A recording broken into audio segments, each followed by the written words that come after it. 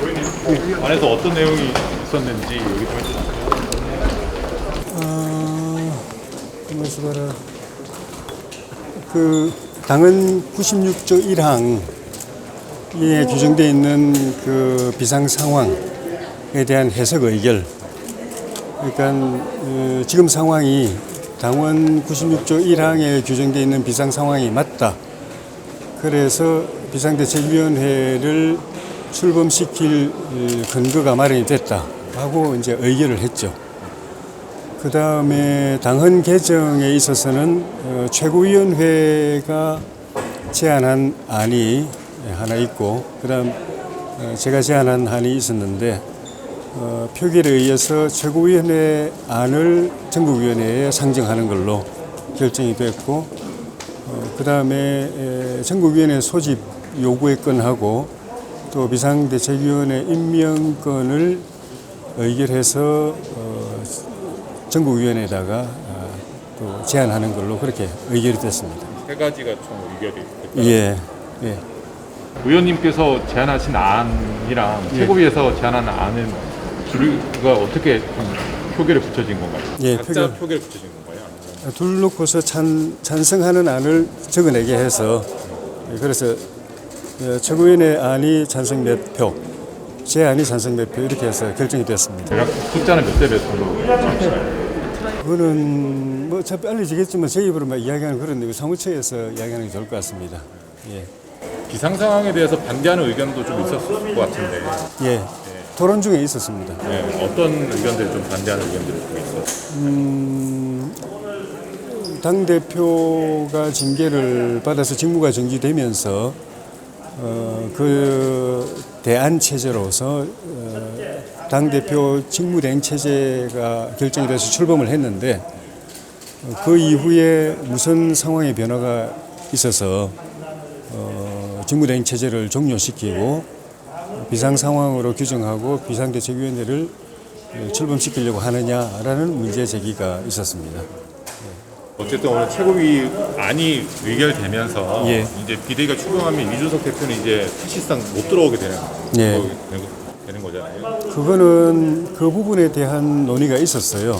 좀 전에 말씀드린 그 문제 제기를 한 상임정국위원이 그런 어떤 근거로 비상 상황이라고 규정을 하고 또 그걸 근거로 해서 비대위를 출범시키고 또 비대위 출범과 함께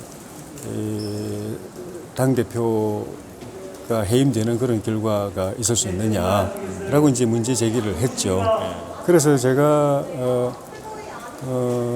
이런 문제 제기가 있기 때문에 그러면 우리 상임정국위원회에서 단순히 96조 1항 비상 상황이 현재 해당되느냐라는 해석뿐만 아니라 비상 상황이라고 해석 의결이 됐을 때, 그리고 그걸 근거로 해서 비대위 출범이 가능해졌을 때, 비대위 출범이 되면은 당대표 직위도 같이 없어지느냐, 해임의 효과가 있느냐라는 것까지 이 자리에서 의결할지, 아니면 그거는 그냥 각자 해석에 맡기자.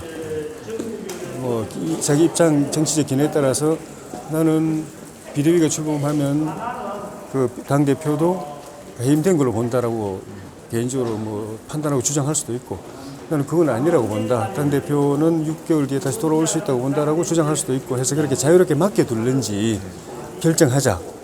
해야 될 것 같다라고 제가 이제 제안을 했고, 그래서 거기에 대해서 이제 의장님께서 그 문제는 추후에 다시 논의하자. 그러니까 비상 상황이라고 의결하고 그걸 근거로 해서 비대위가 출범할 경우에 그 효과로서 당대표 직위는 없어지는 것인지 해임되는 것인지에 대한 논의는 추후에 하자라고 정리해서 오늘 의결은 그냥 비상 상황이냐 아니냐는 해석만 의결하는 걸로 됐습니다. 그러니까 사실상 아니냐는 오늘 그러니까 그렇게 단정할 수 없는 회의 결과를 놓고 보면 그렇게 단정할 수 없는 상황이 된 거죠. 그에 대해서 의결을 안 했으니까 제가 의결할 이제 문제 제기를 하는 위원이 계시기 때문에 의결을 하는 것이 어떻게 보면 깨끗 이제 논란의 소지가 없을 것 같은데 어차피 우리가 해석을 하는 거니까. 근데 이제 의장님께서 그렇게 정리를 하셔서 여기서 그 의결하지 말고 결정하지 말고 추후에 논의하자라고 정리를 해서 넘기셨기 때문에 의결이 안 돼. 그런 방향으로 의결이 안 된 거죠. 그러면 그게 이준석 대표가 사실상 해임됐다라고 보기도 이제 어려운 거겠네요. 그럼 각자의 견해에 맡겨진 상황이 된 거죠. 당의 공식 기구에서는 그걸 정리를 안 한 거죠. 결론을 안 내린 거죠. 그렇게 되면 이준석 대표 입장에서는 비대위가 출범을 하게 되면 소송을 하게 되면 더 승소의 가능성이 높아졌다 이렇게 볼 수도 있는 거 아닌가요? 어떻게 보면? 오히려 여러 가지 각도로 볼 수 있는데 오히려 소송하기가 애매해질 수도 있죠. 왜냐하면은 우리 상임정국위원회에서 해석을 통해서 당대표 직원 해임된 거, 비대위 출범과 더불어 해임된 거라고 딱 결정을 해버리면 오히려 그걸 법원에다가 이제 제기하면서 이거에 대해서 무효시켜달라고 할 수 있는데 결론을 안 내려버렸기 때문에 소송 대상이 모호해지는 사실상 해임되는 효과를 가지고 소송을 할 수 있을까, 소송 요건이 될까 그런 것 같은데요. 그것도 문제네. 예. 그렇다면 그 말씀은 요번에 앞으로 전국위에서 그 비대위가 어떻게 만들어지느냐 또는 그 당헌당규에서 어떻게 개정이 되느냐에 따라서 그게 추후 바뀔 수도 있다라고 해석이 되기도 하거든요. 당헌당규 개정은 이제 오늘로 끝났고 이제 전국위원회에서 이제 의결되면은 그 한 조항만 바뀌는 거죠. 비상대책위원장 임명권자의 당대표 권한대행이 현행 당헌에 규정되어 있는데 거기에 직무대행까지 추가되는 한 조항만 바뀌는 거고 나머지는 그대로 있기 때문에 해석의 논란이 계속 있을 가능성이 많죠.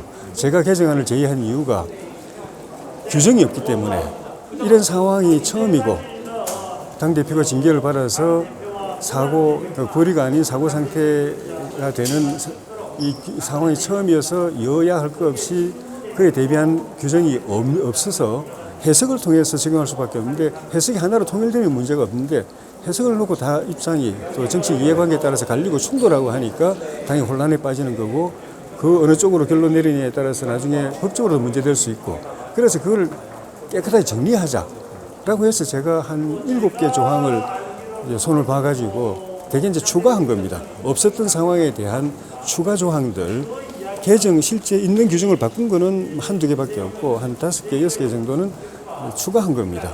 그래서 그거를 그대로 만약에 우리가 채택을 하게 되면은 이런 해석의 논란은 없어지는데 채택이 안 됨으로써 여전히 해석에 또 최고위원회 안에 찬성 발언하신 분들 중에는 그건 해석의 여지로 남겨두자. 모든 걸 법으로 규정으로 당헌으로 규정할 수 있냐라고 말씀하셨는데 해석의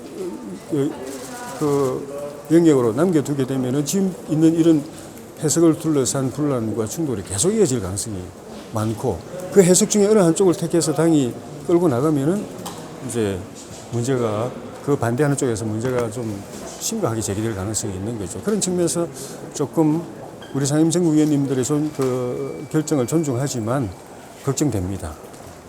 이런 불필요한 논란과 또 당내 갈등, 분열 이거를 당헌 개정을 통해서 해소하려고 제가 그걸 제시를 했는데 그 채택이 안 됨으로써 분란이 계속 이어지고 나중에 이제 법적 쟁송까지 가게 되면은 당이 그리고 그 법적 쟁송의 결과가 홍준표 시장님 말씀처럼 당에 불리한 쪽으로 내려지게 되면은 더 큰 위기에 빠질 것 같아서 굉장히 걱정됩니다.